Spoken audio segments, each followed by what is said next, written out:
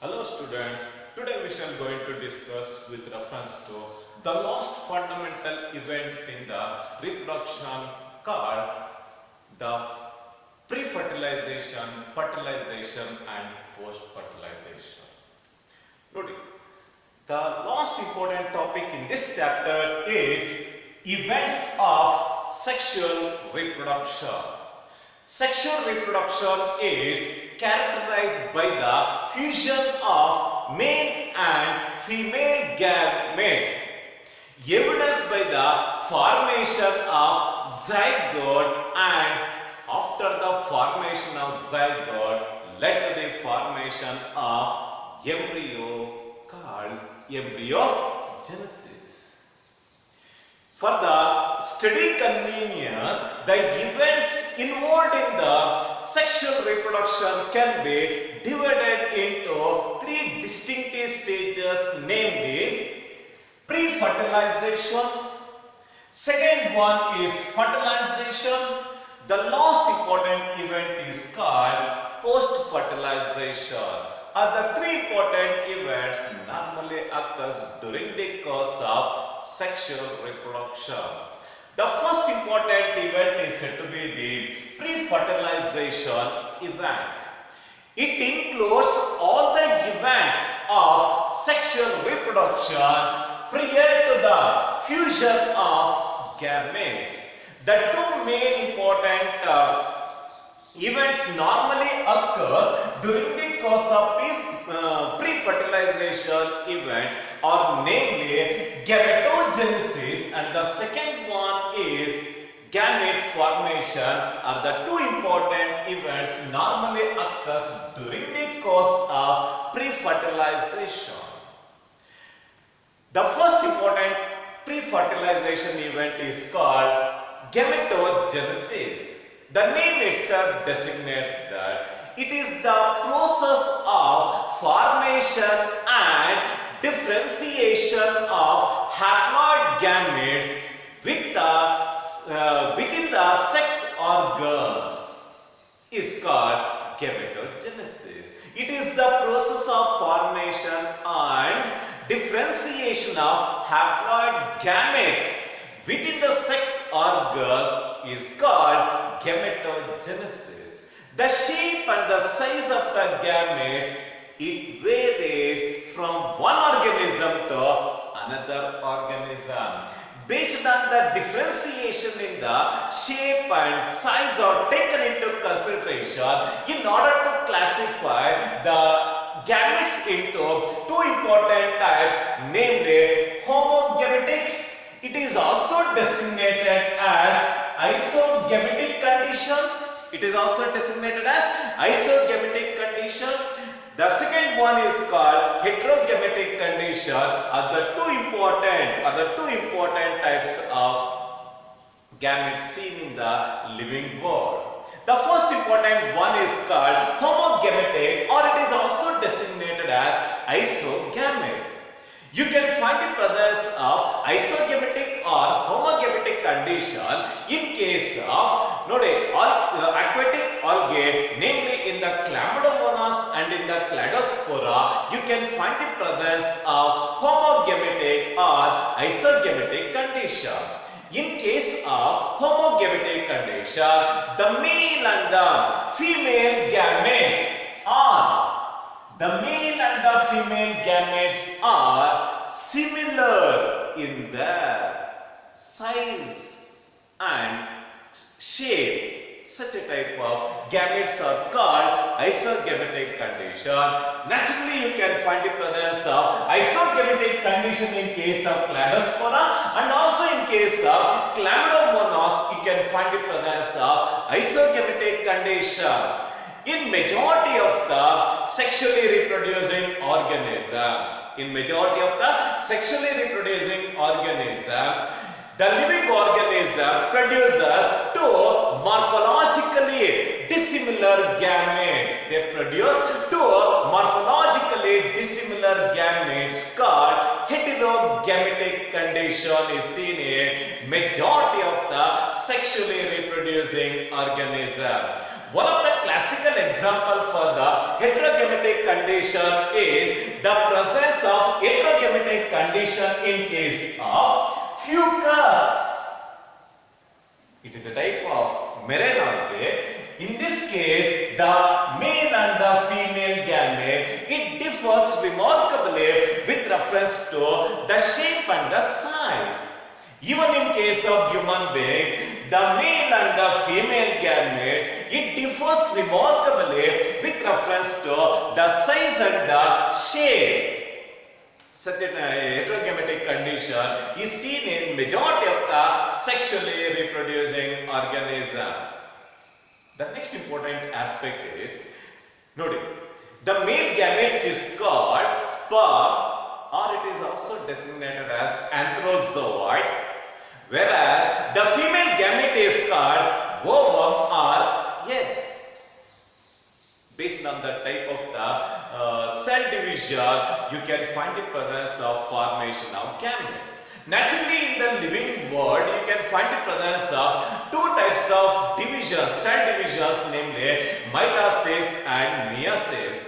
Based on that characteristic feature, you can find the presence of formation of gametes in the living world. With reference to Monera, algae, fungi and bryophytes, the haploid parents produce haploid gametes by mitosis. In case of Monera, algae, fungi and bryophytes, haploid parents produce haploid gametes by mitosis. In case of pteridophytes, gymnosperms, angiosperms, and in case of human beings, the diploid parents produce haploid gametes. The diploid parents produce haploid gametes by meiosis. The next important aspect is the diploid organism have specialized. The diploid organisms have specialized diploid gamete producing cells called meiocytes or gamete mother cell, which undergoes meiosis to produce haploid gametes. The next important aspect is with reference to the chromosome number in the meiocytes and the chromosome number in the gamete for the following organisms.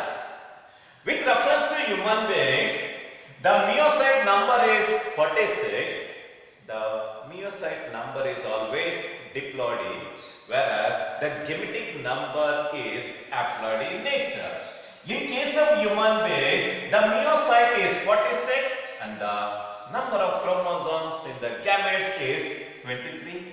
In case of housefly, the diploid number is 12, the haploid number is 6. In case of rat, the diploid number is 42, whereas the haploid number is 21. In case of dog, it is 78 and 39. In case of cat, it is 38 and 19. In case of fruit fly, it is popularly called Cinderella of genetics. Its scientific name is Drosophila melanogaster.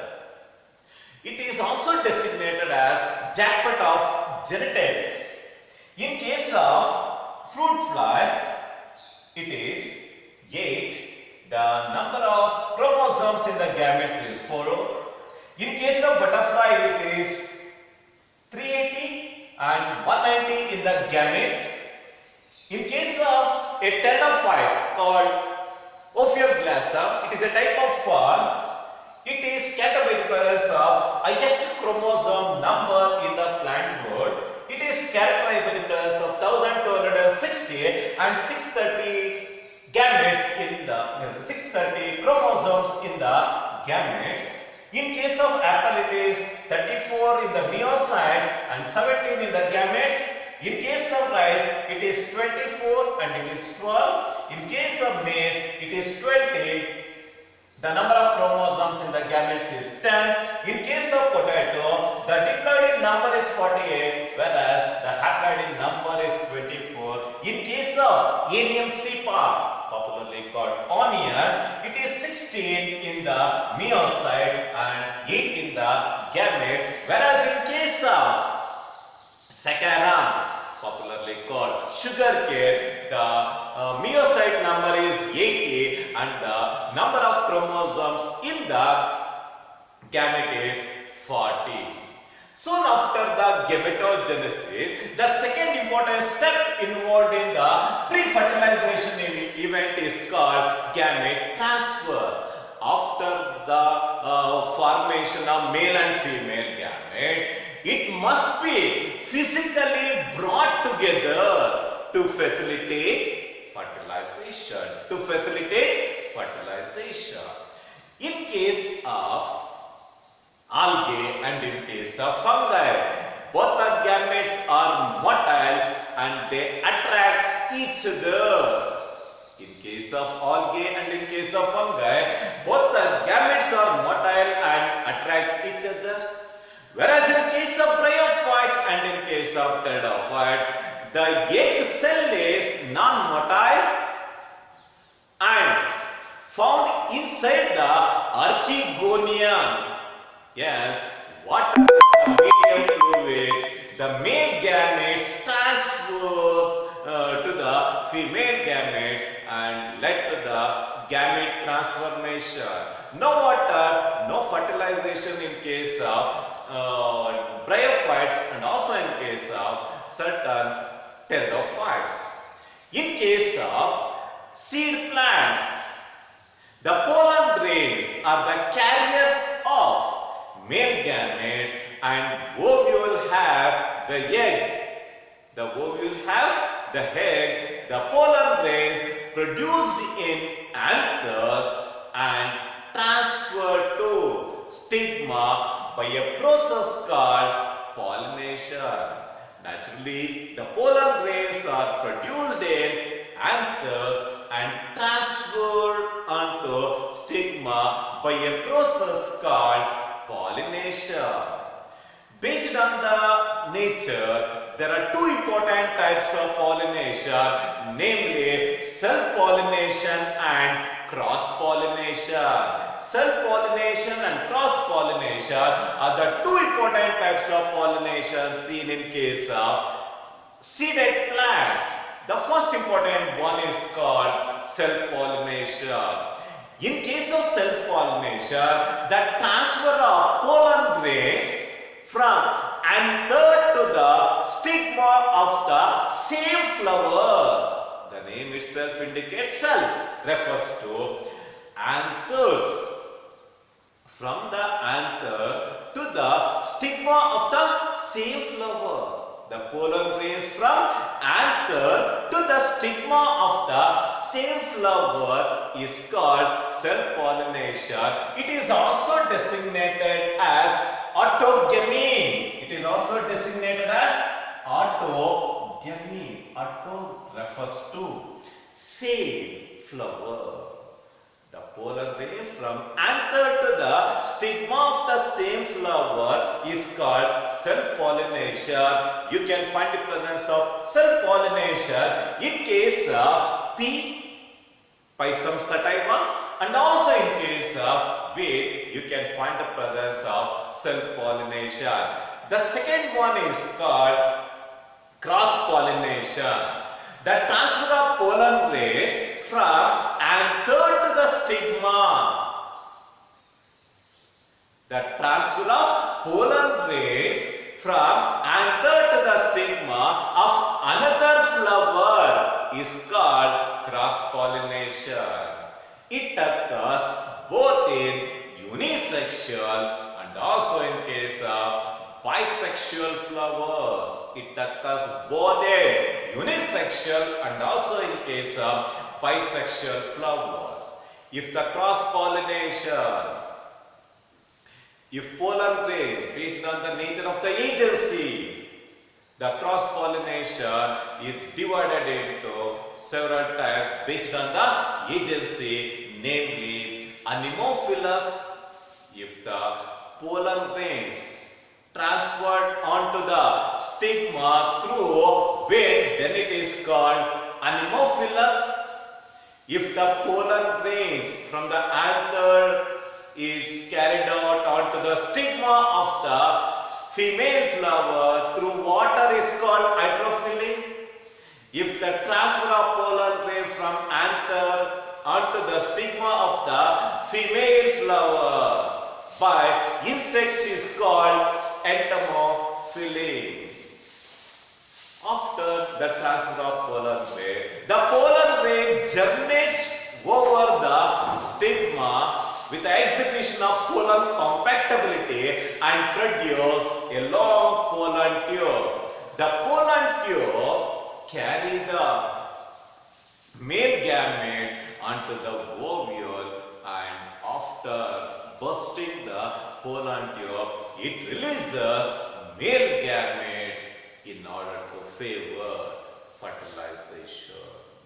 Releases male gametes near the female gamete or egg in order to facilitate fertilization.